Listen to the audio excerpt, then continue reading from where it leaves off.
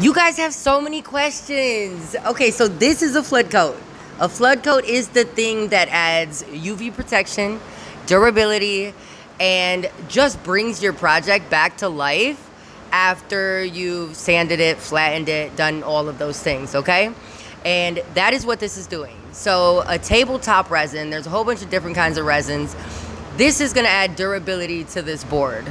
Scratch resistance, all of those things. Not to mention, it looks pretty again, right? All right, so my thought process behind having to actually drill through gumballs, it worked.